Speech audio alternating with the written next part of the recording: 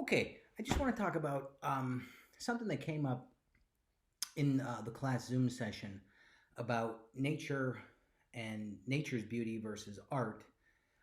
Because remember, art is for Heidegger and for Plato as well in the history of the philosophical tradition mimetic. That is, it's a representation of something. And it occurs to me that I don't know if Heidegger would say this, but I'm just sort of riffing because Heidegger was um, very into nature. But there's almost something that I think he wants to say about the nature of sacrament. Okay, so we talked about in the Zoom session, and I'll just repeat this for those of you who weren't there.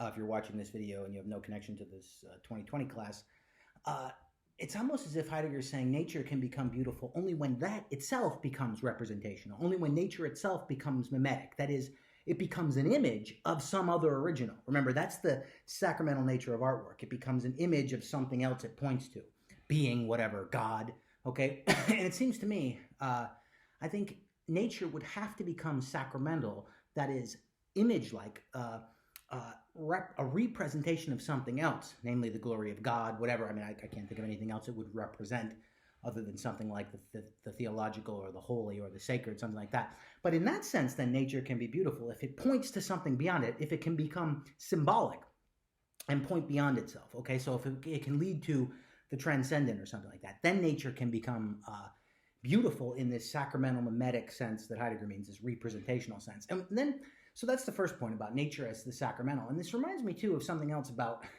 I don't know if you've ever had this experience. Well, if you ever go to a concert now, you'll notice, or if you ever, I don't know, if you're ever around a celebrity or something big is happening, what's like, let's say, I don't know, a famous musician were to come to the University of Scranton campus and start playing, you'd see everybody like this with their cell phones out recording it. Why?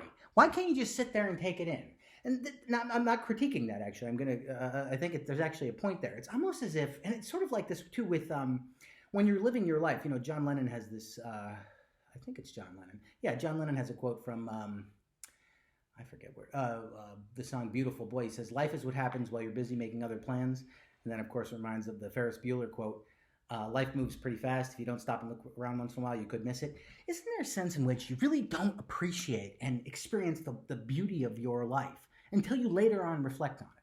I have this all the time. I look back at my life and I think, and I start remembering, I don't know, a certain period, and I'm listening. I'm reminded of a song that was around at that time.